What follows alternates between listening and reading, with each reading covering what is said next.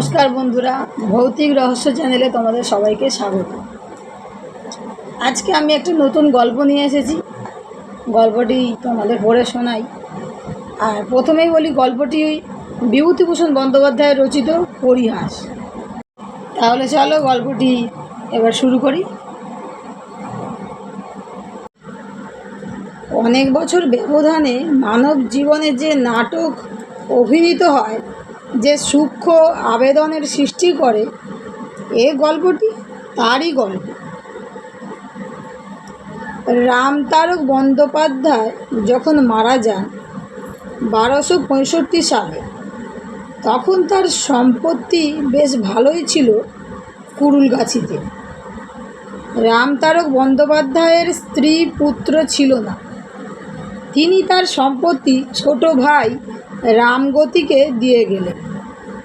সন্ধ্যার সময় ছোট ভাইকে ডেকে বললেন, কিছু মনে করিস নে রামা, অনেক মামলা করেছি তোর সঙ্গে বিষয় নিয়ে, সব তো রেখে যেতে হলো, সঙ্গে কিছুই নিয়ে যেতে পারলাম না। এখন সব বুঝতে পারছি ভাই,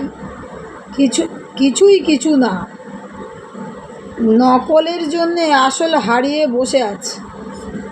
একটা কথা বলি শোন, উঠোনের ওই জবাতলায় আমার 100-5 টাকা পুঁতা আছে, তুলে নিস। রামগতির সঙ্গে দাদার মুখ দেখা দেখি ছিল না বহুদিন থেকে। কেউ কারোর বাড়িতে যেত না, যদিও পাশাপাশি বাড়ি। রামগতি কেঁদে ফেলে বললেন, দাদা তুমি কি বলছো? আমি জসাইকাটি থেকে নীলমণি কবিরাজকে কাল সকালেই নিয়ে আসব। কোনো ভয় নেই দাদা, তুমি ভালো হয়ে উঠবে।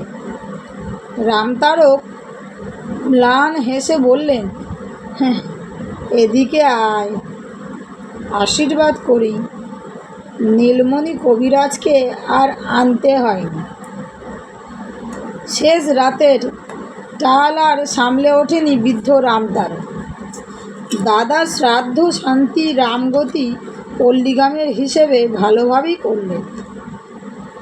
লোকে তাকে ভালোই বললে। এতদিন দাদা মামলা মকদ্দমা করে ছোট ভাইকে নাস্তানাবুদ করেছিলেন, অনেক ফাঁকি দিয়েছিল বুড়ো। রামগতি ভালো প্রতিশোধই নিয়েছে।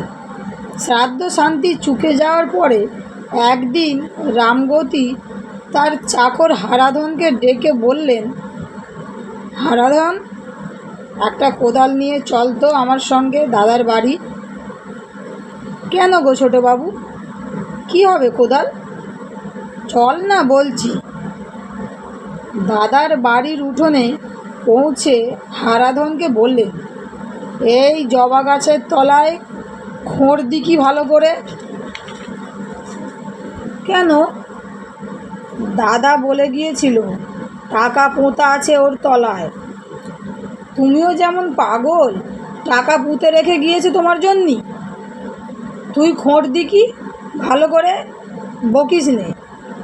হারাধন এ সংসারের বিশ্বাসী পুরনো চাকর, অনেক দিন থেকে রামগতির কাছে আছে।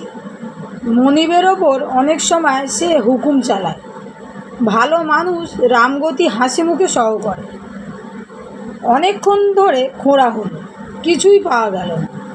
রামগতি বললেন, উত্তর দিকে খোঁড় দিকি। আবার খানিক পরে বললেন, পেলি নে? আচ্ছা, দক্ষিণ দিকে খোঁড়।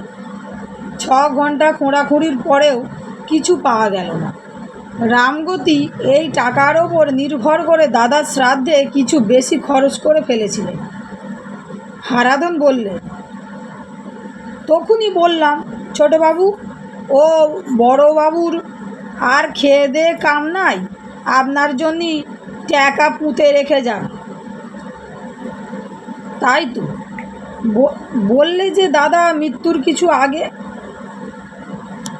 অমন বলে, রোগের সময় কে কী বলে তাই কি আর দেখতে গেলেই হবে?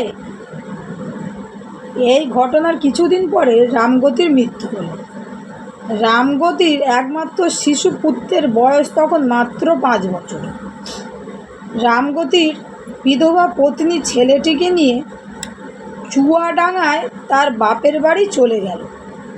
যাবার সময়ে প্রতিবেশীদের বাড়ি বাসন কোসন পিঁড়ি খাট বালতি রেখে চলে গেল। চুয়াডাঙ্গায় রামগতির স্ত্রী বাপের বাড়িতে শুধু তার এক ভাই ছাড়া আর কেউ ছিল না। ভাইটি মূর্খ এবং গুলিখোর, অবস্থা ভালো নয়, অতি কষ্টে সংসার চলে। গরুর গাড়ি এসে দাঁড়াতেই রামগতির স্ত্রী ভাঁজ উঁকি মেরে বললে, কে গা? ও মা, এ যে ঠাকুরজি। আহা, এসো এসো, এ বুঝি খোকন? এসো বাবা। রামগতির স্ত্রী চোখে জল এলো। সে যে সংসারে বধূরূপে ঢুকেছিল সেখানকার অবস্থা এদের চেয়ে অনেক সচ্ছল, অনেক ভালো। রামগতির অংশে 30 বিঘে জমি ছিল প্রজাবিলি, কিছু খাজনা এবং কিছু ধান পাওয়া যেত। খাওয়া দাওয়ার অবস্থা ছিল অনেক ভালো, কিন্তু রামগতির স্ত্রী শিশুপুত্র নিয়ে সেখানে থাকতে সাহস করেনি বলেই দাদার আশ্রয়ে এসে পড়ল। গোড়া থেকেই সে ভুল করেছিল। গুলিখোর দাদার ঘরে সব দিন চাল থাকে না। মামিমা রামগতির ছেলে সতুকে বলে, তোর মামার কাছে গিয়ে বল ঘরে চাল নেই, নইলে খাওয়া হবে না। সতু গুলির আড্ডার দোরের কাছে ভয়ে ভয়ে এসে দাঁড়িয়ে বলতো, ও মামা। কেউ কথা বলে না। আড্ডার রকম দেখে সতুর মুখ দিয়েও কথা বেরুতে চাইতো না। সেখানে দেয়ালে হেলান দিয়ে সারি সারি লোক বসে আছে। মুখে তাদের লম্বা প্যাঁকাটির নল, কলসির কানা ভাঙায় ওপর বসানো থেলো হুঁকোর সঙ্গে সেই নল লাগানো। কারো বিশেষ হুঁশ নেই, চোখ বোঝানো অবস্থায় গল্প চলছে ওদের মধ্যে। সতু বুঝতে পারতো না সেসব গল্পের মানে। তখন তার বয়স 8-9 বছর হবে। মামাকে আবার ডাকত, ও মামা। মামা আস্তে আস্তে চোখ চেয়ে বলতো, কে রে? আমি সতু, মামিমা পাঠিয়ে দিলে, ঘরে মোটে চাল নেই। চাল নেই? আচ্ছা বস, এমন চাল খাওয়াবো তোর মামিমাকে বুঝতে পারবে চাল কাকে বলে। আবার আধ ঘন্টা। মামার সারা সংজ্ঞা নেই। বেলা হয়ে যাচ্ছে, মামি ভাত চড়াবে কখন? তারও তো খিদেতে পেট জ্বলছে। সে আবার ডাক দিল, ও মামা। কে রে? আমি সতু, চালের পয়সা দাও মামা, ঘরে চাল নেই কিছু। দাঁড়া, হাতি বিক্রি করি আগে, হাতিটা বিক্রি করেই তোকে চাল। তো চাল ঘরের মধ্যে। ও কোন থেকে কে একজন টেনে টেনে বললে, হাতি কেন দাদা, আম বাগানটা বিক্রি করে দেও না। আরও কিছুক্ষণ কেটে গেল। সতু ডাকলে, ও মামা। কী রে? চালের পয়সা দাও। মামা ট্যাগ থেকে 2 আনা পয়সা বার করে ওর দিকে ছুঁড়ে দিয়ে বললে, যা, আর নেই, ওই দিয়ে চালাতে বলগে যে করে হোক। এই রকম ছিল মামার বাড়ির সংসার। মামি খুব ভালো লোক ছিলেন না। ভাত দুটো দিতেন বটে, কিন্তু হাজার মুখ নাড়া দিয়ে আর হাড় ভাঙা খাটিয়ে নিয়ে। সতুর মা ইতিমধ্যে একবার কুড়ুলগাছিতে গিয়ে দেখেন তাদের জমি জমার ওপরে দিব্যি দখল করে ভোগ করছে। তার হয়ে কথা বলে এমন লোক পাওয়া গেল না। মামলা করা একা মেয়ে মানুষের কর্ম নয়। দেখে শুনে তিনি আবার বাপের বাড়ি চলে এলেন। সতু গ্রাম্য পাঠশালায় লেখাপড়া শিখে দূরবর্তী চুয়াডাঙ্গার হাই স্কুলে ভর্তি হল। কয়েক বছর অতি কষ্টে পড়াশোনা করে সে দ্বিতীয় বিভাগে এন্ট্রান্স পাস করল। তার বয়স তখন 18 বছর। এই সময় সতুর মা পরলোক গমন করলেন। সতুর মামিমা ওকে বললেন, এইবার একটা চাকরি টাকরির দেখে নাও বাবা, সংসার আর চলে না। তোমার মামাও বুড়ো হয়েছেন, আর তার ক্ষমতাই নেই চলবার। মামা তো ভাই দুটি ছিল অজমূর্খ, বর্ণজ্ঞান পর্যন্ত তাদের হয়নি। পরের গাছের আম কাঁঠাল চুরি, মাছ ধরা, এই ছিল তাদের কাজ। সতুর চেয়ে বয়সেও ওরা ছোট ছিল, সুতরাং সতুর ওপর পড়ল গোটা সংসারের দায়িত্ব। একদিন ওর মামি বললেন, সতু, একবার যা কুড়ুলগাছিতে। ঠাকুর জামাইয়ের অনেক সম্পত্তি ছিল। ঠাকুরজি অনেক বাসনকোসন পরের বাড়ি রেখে এসেছিল শুনতাম। দেখে আয় দেখি বাবা। সতুর মাও তাকে মরবার সময় এ কথা বলে গিয়েছিলেন।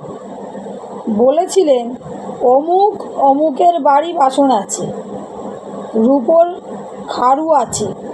দাদার তো এই সংসারে কখনো আনতে ভরসা পায়নি। ফেরত নিবি তাদের কাছ থেকে। বৌমাকে তো দেখতে পেলাম না, বৌমাকে দিয়ে বলবি আমি দিয়েছি তাকে। অনেক দিন পরে সতু এলো কুড়ুলগাছিতে।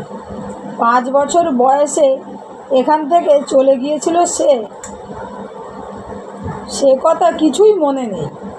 বাবার কথা মনে পড়ে ওর চোখে জল এলো। হারানো শৈশবের কত আবছায়া অস্পষ্ট স্মৃতি মনে জাগে। যেন ওই জানালার ধারে রোয়াকের কোণে কবে বাবা তাকে কোলে নিয়ে আদর করেছিল, সেই মুখখানা যেন আজও মনে পড়ে। পুরনো বাড়িতে ঢোকা যায় না, ঘন জঙ্গলে উঠোন ঢেকে ফেলেছে। ছাদের কার্নিশে জিউলি গাছ মস্ত বড় হয়ে আটা ঝরাচ্ছে। বট গাছ গজিয়ে ফল প্রসবের অবস্থায় এসে পৌঁছেছে। তবু সে পরের বাড়ি থাকল না। জনদরে বনজঙ্গল কাটিয়ে এবং একটা ঘর পরিষ্কার করিয়ে নিয়ে সেখানেই থাকল। সঙ্গে এনেছিল একটা ছোট বিছানা, মশারি, বালিশ। যাদের নাম মা করেছিল মৃত্যুর আগে, সেসব জায়গা গিয়ে বাসন চাইলে সতু। তারা বললে, হ্যাঁ বাবা, সে কি কথা, আমাদের কাছে বাসন? সে কবে নিয়ে গিয়েছে তোমার মা? সে কি আজকের কথা বাবা? না না, থাকলে যে দেব না, তেমন অধর্ম কাজ কখনো হবে না আমার হাড়ে। না বাবা, সেসব তোমার মা নিয়ে গিয়েছিল, কেউ কিছু দিলে না।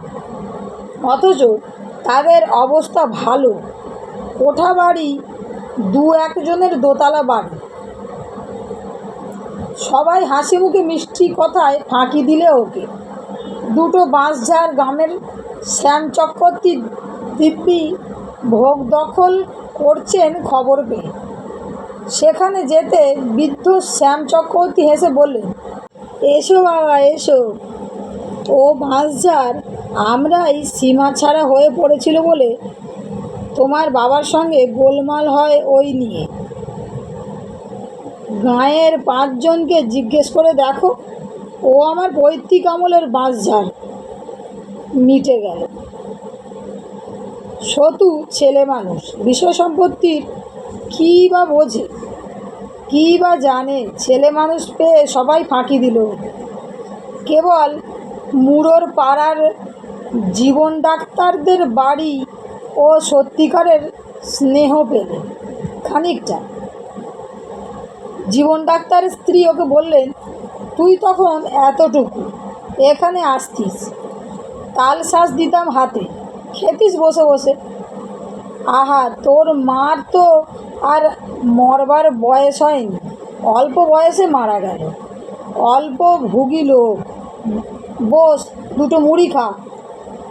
কে একজন একদিন ওকে এসে বললে, বাবু, আপনারে ডাকছে আপনাদের পুরনো চাকর হারাধন। সে উঠতে পারে না বিছানা থেকে। আপনি এসেছেন শুনে কদিন কেবল আমাকে বলছে আপনাকে ডাকতে, তা আমার সময় হয় না। সতু হারাধনের নাম শুনেছিল তার মায়ের মুখে। ছেলেবেলায় দেখলেও সে কথা তার মনে ছিল না। লোকটা ওকে একটা ভাঙা কুঁড়ে ঘরে নিয়ে গেল। উঠোনে একটা কামরাঙা গাছ, পাকা পাকা কামরাঙা ঝুলছে। ঘরের দাওয়ায় একটা মাছ ধরা ঘুনি উপুর করা আছে। ঘরের মধ্যে অন্ধকারে মেঝের ওপর বিছানায় একটা লোক শুয়েছিল।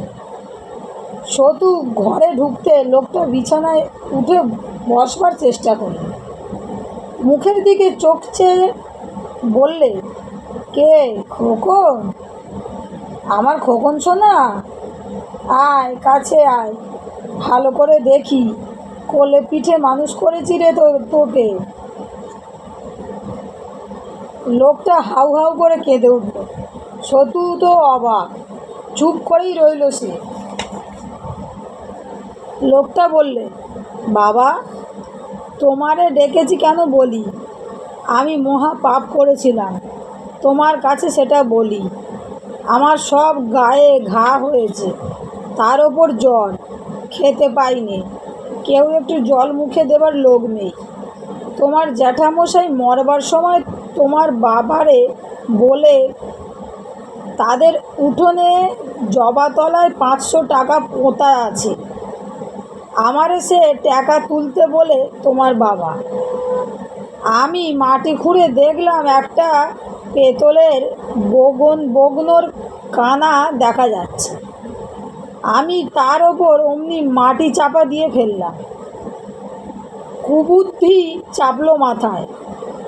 তোমার বাবাও দেখলো না, ভাবলে আমি অনেক দিনের বিশ্বাসী লোক, আমি কি আর ফাঁকি দেব। রাতারাতি সেই টাকার বগ্ন আমি তুলে নিয়ে গিয়ে তোমার কাছে বলতেই লজ্জা করে। আমার এক বিটি হয়েছিল, তার হাতে নিয়ে গিয়ে দিলাম। সে টাকা আমার ভোগে হয়নি বাবা, সেই মেরে দিলে টাকাটা। দিন 15 পরে টাকা নিয়ে সে গঙ্গার ওপারে তার বোন ভগ্নিপতির কাছে চলে গেল। তোমরাও এখান থেকে চলে গেলে। আমার সেই থেকেই খারাপ অবস্থা। এখন আর খেতে পাইনি। যতদিন শরীরে শক্তি ছিল জন খেটে পেটের ভাত চালিয়েছি। এখন বুড়ো হয়ে গিয়েছি, রোগগ্রস্ত, আর খেতে পাইনি। আমার এমন হবেই যে বিশ্বাসঘাতুকি কাজ করেছি, পুরনো মনিবের টাকা চুরি করেছি। আমার এমন হবে না তো কার হবে? আজ তোমার কাছে বললাম, যদি তাতে পাপের বোঝা কমে। আর আমার হয়ে এলো খোকন, বড্ড জোর দুটো একটা মাস তোরে যে দেখলাম মরবার আগে। সতু কিছুক্ষণ সেখানে বসে দু একটা সান্ত্বনার কথা ওকে বললে। তারপর পকেটে হাত দিয়ে যা কিছু ছিল ওর বিছানার পাশে রেখে ঘর থেকে বেরিয়ে চলে এলো। বন্ধুরা, গল্পটি এখানেই শেষ। তাহলে আবার দেখা হচ্ছে পরের গল্প নিয়ে। আর গল্পটা তোমাদের কেমন লেগেছে অবশ্যই কমেন্টে জানাবে। ভালো লাগলে বন্ধুদের সঙ্গে শেয়ার করবে। আর আমার চ্যানেলটিকে সাবস্ক্রাইব করে লাইক করে আমার পাশে থাকবে। আজকের মতো বিদায়।